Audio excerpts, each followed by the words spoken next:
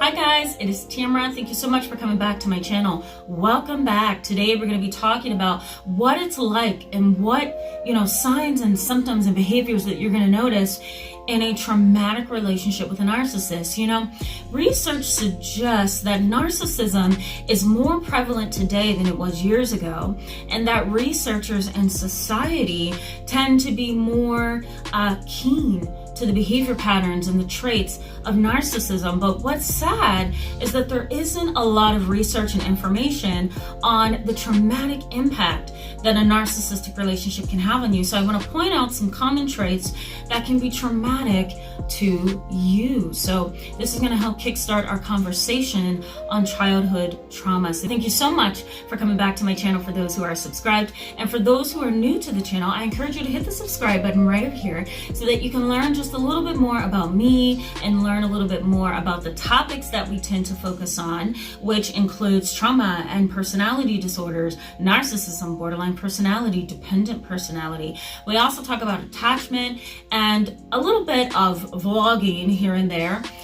We also talk about, burnout and compassion fatigue and all of that good stuff. And it all has something to do with trauma. I think we kind of we have on this channel kind of built an environment or an atmosphere, I should say, of compassion and of support and validation. So you're going to get that if you subscribe to the channel. The benefits for you in today's video is that I'm going to point out at least 10 traits and behaviors of a narcissistic individual who can actually begin to traumatize you while you are in the relationship with them. So let's just go ahead and get started, okay?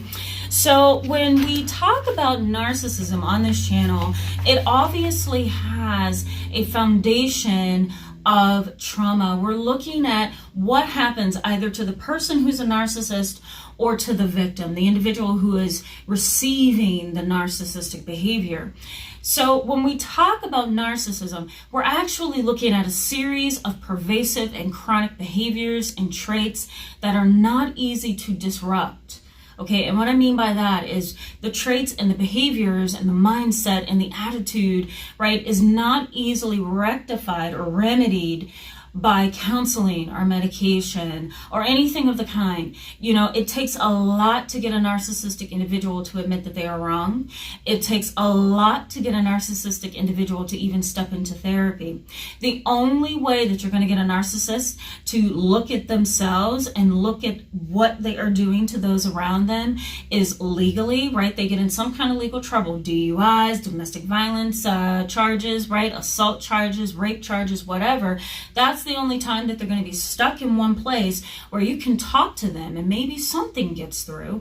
The next only place, okay, I should say, that, you're going to get them to come into therapy or really look at themselves is if their job is in jeopardy. So anything that threatens their livelihood, anything that threatens their reputation is going to push them into counseling. And that's the sad part. They don't care enough about other people. They don't have the capacity to care, right? They don't have the capacity to care. They don't have the capacity to be empathetic. They don't have the capacity to see themselves.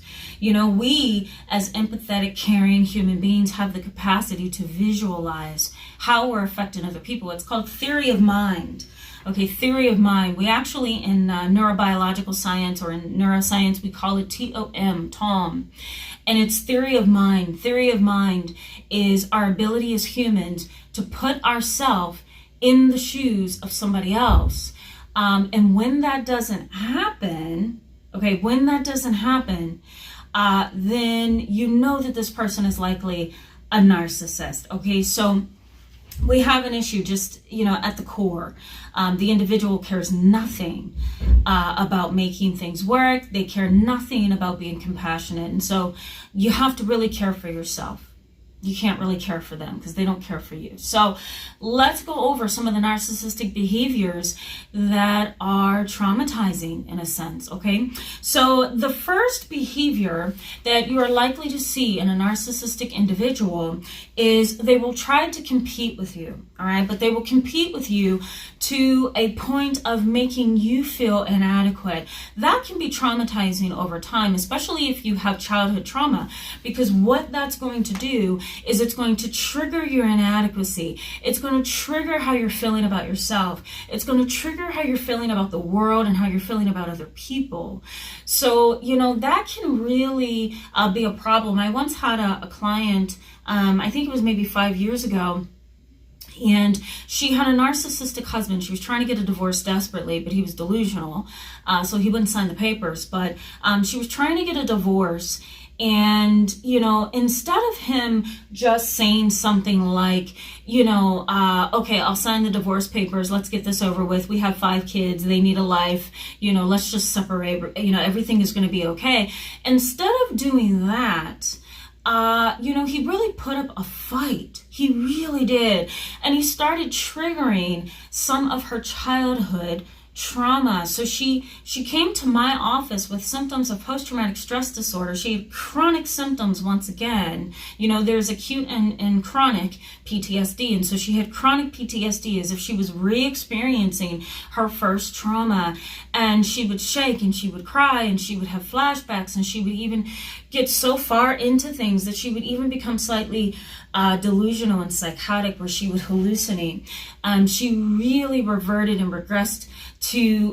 back to and regressed to a baby, an infant, and it was terrifying. And so this narcissistic individual was so diabolical. Narcissists can be so diabolical. They know what to say, and they know how to be charming, and they know how to convince you, and they know how to put on a show, right? They know how to do everything they need to do to prove to outsiders, right, people looking in, that they're wonderful people. So because of that, the trauma runs even deeper with victims, because they realize, wait a minute, I can't even defend myself because they look so good in the eyes of outsiders. But if you only knew. So unfortunately, my client ended up being hospitalized. So she was inpatient. Because she couldn't deal with the PTSD symptoms, okay? So long story short, narcissistic individuals who try to compete with you, or try to outshine you, or try to prove to the world that they're one way that they really aren't, these individuals can send you back into symptoms of PTSD, or they can cause it. It depends on how psychotic and how bad their denial of themselves run. Okay. The next one is, you'll see between the two of you that, your interactions are kind of like a game. And I once had a male client that I referred because he was so dangerous. I referred him. He felt that the therapeutic interaction was a time for him to come into therapy and play a game. And it was like, I said something, he would say something. I would ask a question, he would ask a question. I would say something and he would say something. And I'm so distractible, guys. I'm so sorry. I keep looking back here because my blinds are open and cars keep driving by. So I'm sorry. But I apologize for that. But, it was a game. Our interaction was a game, right? It was like, I would ask about his mother, and then he would ask me about my mother. And he tried to make it seem like he's just asking innocent questions, and he wasn't asking innocent questions. He was information seeking. He was a stalker. He was dangerous. And when I found that out and I looked up his history and I did a background check on this guy, I said, no, I'm referring you. You're out of here because you're narcissistic, you're sociopathic, and you see our interactions as a game. This is not a game. I'm an authority here. I'm in control here. And you're not going to come into my office and play tick for tack with me. We're not doing it. And so, I think I just looked so girly at the time when I was young. I think he felt that he can manipulate me. And so our interactions became a chess match. It became a checker game. That is sick and that is sad. So when that starts happening, get out. You're not going to win that. They're going to make sure they win every single time. Okay. The next is, you'll notice that they're passive aggressive, but they're passive aggressive in abusive ways, right? Slamming doors, pounding their fists, stomping their feet, saying really cunning, sly things, dropping hints. They're really passive aggressive, saying that they're better than you, really taking digs at your pain, right? Maybe a death or a loss in your history, or maybe a drug addiction you had, or an alcohol addiction, or, maybe something that is really sensitive to you. They take, what's the word I'm looking for? they use digs, I'll put it that way, to kind of, create this chess match again, right? The interaction is a game, essentially, is what I'm trying to say. So you'll notice that these individuals are passive aggressive to the point of really harming you emotionally and psychologically, and sometimes even physically. They may do something like choke you and keep choking you just up until the point before you lose consciousness, right? That's passive aggressive. It's like they're being aggressive, but they're making sure they leave no evidence behind that they were aggressive towards you. These kind of individuals need to be in jail because there's nowhere else for them to go. This is basically the domestic violence relationship that I'm talking about.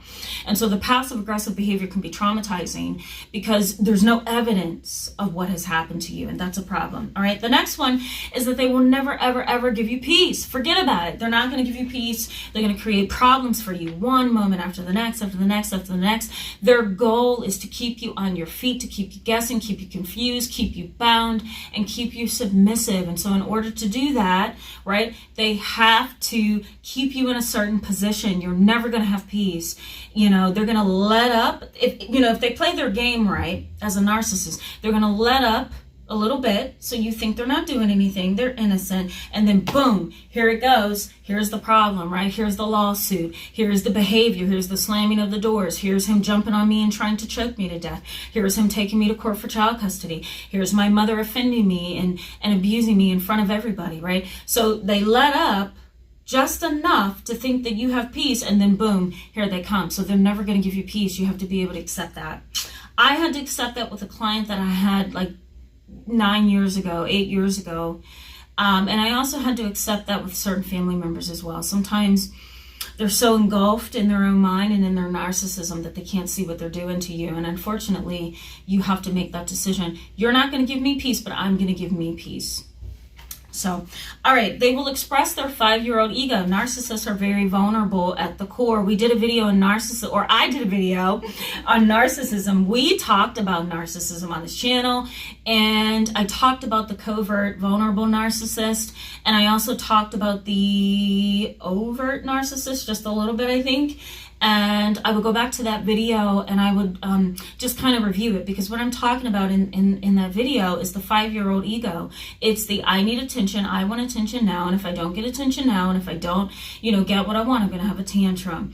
And these individuals come across as confident, they come across as pious, they come across as religious, they come across as saviors, they come across as loving people, giving people, donating people, and they are nothing of the kind, right? They are diabolical at the core, but they try to put forth that they are one way that they're not. So when they're either found out, or they get caught in something, or they don't get their way, or they lose, then their 5-year-old ego comes out. Okay, the next one is that they will cause you unnecessary drama. I talk a lot about triangulation. I talk about it in this video up here. It's a past video.